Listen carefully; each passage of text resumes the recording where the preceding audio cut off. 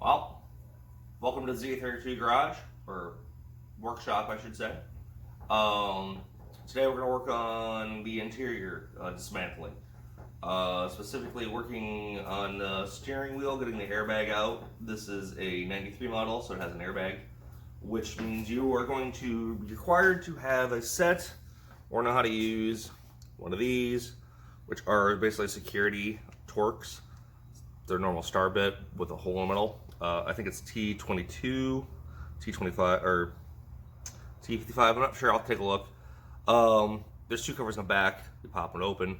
That's what we're going to take the steering wheel out, and then we will start removing interior pieces, or I'm going to start removing interior pieces to disassemble the interior. A bunch of the parts I will hang on for myself. Some of them I will sell. Anything convertible specific I will definitely keep for myself, just because I like to have spare parts. The other stuff I may not. Dash is going into the other car. So yeah, that's what we're going to be doing today. Here, I'll flip you around. We'll take a look at the interior and what I'm talking about to get removal. So hang on a second. Alright guys, let's see here. What I am talking about is that's the 93 on up, I do believe, steering gate wheel. Yeah, this steering wheel is pretty shot. It would have to be redone. Airbag's probably still good, although it's from 93, so good luck with that. You can see here, there's a cover here we're going to have to pop off. And there's this cover on the other side we're going to pop off. Let me see if I can do this one-handed for you guys to help out here. So I'll edit that out, hopefully.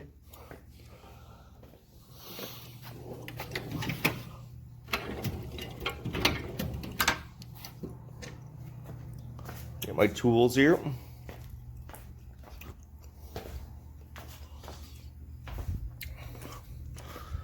So what you just do is you come into there with this screwdriver, pop that open. One of those. Let's rotate this around.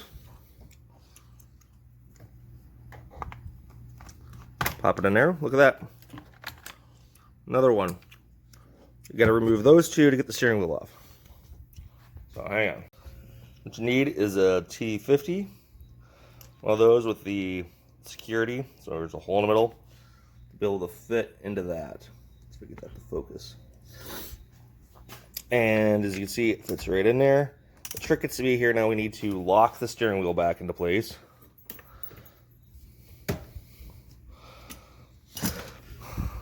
Come on. Oh. Not that you do much, because there's no transmission in the car.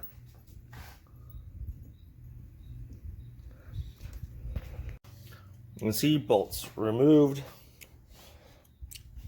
Let's see if I can get this a little set up a little better for you.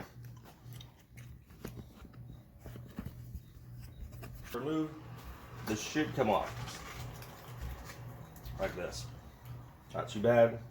There are two plugs connected to this. They're both airbag plugs that you have to disconnect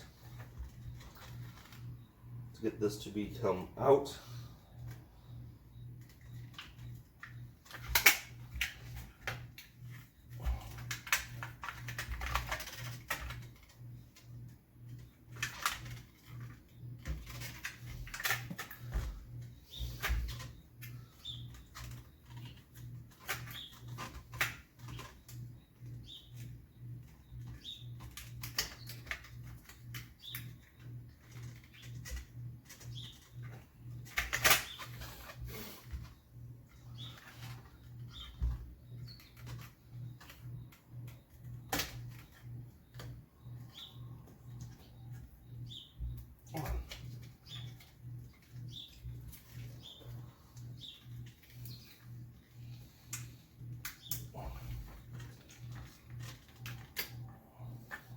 Double click. Here's the airbag. Got two connectors right here. Right here, pushing the side, the white ends. Get them out. Kind of a pain, but not awesome. There's a nut we gotta get loose to pull this off.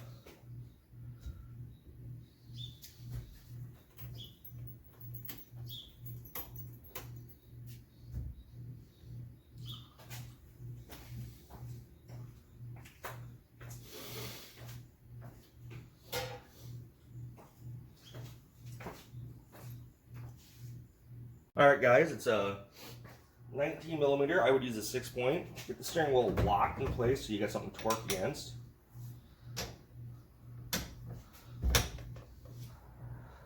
And then righty-tighty, lefty-loosey. And that was actually surprisingly easy. I think this airbag had gone off since this car's had been in a collision, which would make complete sense. Once you get the nut off, you will be able to do this. Hopefully it should just pop off.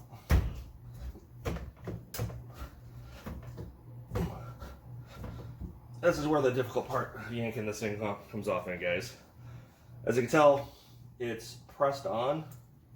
There's nothing else holding it on. It's just pressure of it being set on here. So we got to be able to yank this thing off. That's going to take a little bit, so give me a second. Alright, what you do is rock her back and forth. She'll come right off. Now, that was a lot harder than what is shown, what I just did. I sat in the car for quite a bit and really had to torque this thing back and forth. Next up was the clock spring that's in here, but we'll get this out of the way next. But that is how I get a steering wheel out, which gives you more room for activities to work on. And in convertible, it's actually quite a bit. I'm hoping anyone can see me on camera right now.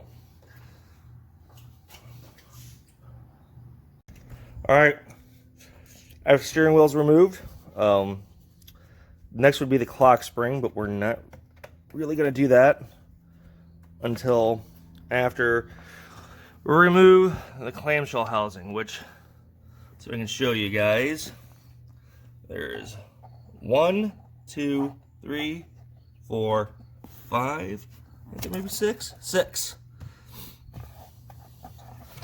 Or 1, 2, yeah. Also, we'll have to remove this kick panel. Let me flip you around. 1, 2, 3, 4 to get access to the other ones to be able to pull it out. And actually, this is the next thing to come out. Well, actually, the next one could be the air panel right here. This is side vent, goes into the door. There is going to be a screw right here. Once you remove that, you can just pull that out.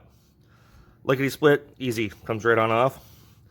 People don't tell you can just yank it because it's got 2 clips. You can see that at all. Like I said, this is turning into the whole dash removal section a lot prior to the airbag. So let's get working on it. I'll see you back in a little bit. Well, while removing the driver's kick panel here, which, come on out. Come on out. Come on out. I have noticed some disturbing issues. I was going to save this dash. I still may. But she's broken. I'm assuming from the collision. Once again, just another thing that has been hidden that would just cause nothing but a rattle. And that's getting to be disconcerting. And it looks like I don't think that's factory wiring. There's other stuff going on here. The more I dig into this car, the more I realize, yeah, it's just bugging me. That and these should have been bolts. They were screws. So obviously the wrong hardware in the wrong location for this. So, but once the kick panel's out, you will get access to these 1, 2, do it right, 3, 4, 5, 6. Get this clamshell out. Reason you do that is because that's the way to get the gauge cluster. You got to get this out to be able to get this out. Now I removed this already because I saved it right away. For the people that don't know, this is the climate control, which is for a convertible, and I'll show what those look like. Those are unique to the convertibles.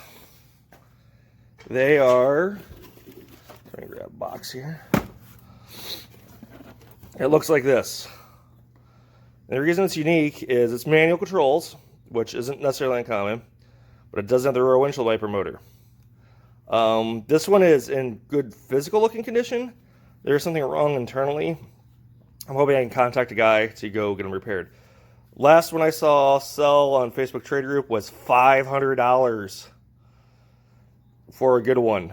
So these, if you guys have them, save them. If you see them in a junkyard, save them. The more we can save, the better off we're going to be. Because losing this stuff is getting to be more and more common on these cars. So, and those only had 2 screws here. You pop out to get them. These gauge pods tend to break. Sorry, let me do that again. These gauge pods here tend to break on that. So, all right. I'm going to try working on getting a clamshell out, taking those screws out, and I'll see you in a little bit. All right, folks. We're going to do a small snafu. As you can see, I got 4 bolts, or 4 screws out of there. One of them was missing. There's one of these over here. Problem I've got right now, let's see if I can show it to you, is there's one right up in there that is being stripped. The head is messed up. This is the reason why you don't over tighten stuff that you can't get access to. So now I gotta figure out how to get that thing out of there. And that's probably gonna be my video for the day, because I gotta now figure out how to get that out of there, which is all that lovely. So let me flip you around again. This again. Hey guys, got it out. Had to end up drilling a hole. I don't know if I can get you guys to see it with the crud. Basically, I ended up wrecking it, so I could pull it apart. The reason I did that is because there was already 2 screw holes in the bottom. I'm guessing for a turbo timer, or something was strapped to the shook clamshell there. So top's still good, bottom's not in perfect condition. Give you an idea what the steering column and everything looks like with everything out. As you can see, this is the clock spring for the stuff, but on the back of the clock spring, if you do your turn signals, see, that's how when you turn, that's how that flips back. And that is held on by 1, 2, 3, 4 screws. I'll remove that tomorrow morning. I don't have time right now, so this is just like end of the postscript update. Didn't realize I was going to get it out so much easier when I drilled it. So hit me up in the comments if you got any questions, guys. Talk to you later. So I'm going to end today's video. Some of you just sitting in front of the car talking real quick. That's why you don't over tighten things, guys. This is really annoying. I've also, like I said, finding my dash is being broken is very disheartening, because the top looks fantastic. It's not peeling up. I'm assuming it was damaged from the crash, I'm guessing. I'll have to take a look at it when I get further apart. Maybe it's salvageable. I don't know. I haven't gotten this thing this far apart yet. But just getting that clamshell off the column is very annoying, because I really don't want to break it. I'd like to have a spare. They're not all that hard to come by. Lots of guys are in every car. It's just another little thing that's frustrating when you're working on a car that have been wrecked. You just don't know what you're going to run into between rust, just shoddy craftsmanship, and work from other people. So, all right, catch you guys later. See you in the comments. If you want anything, hit me up. Let me know.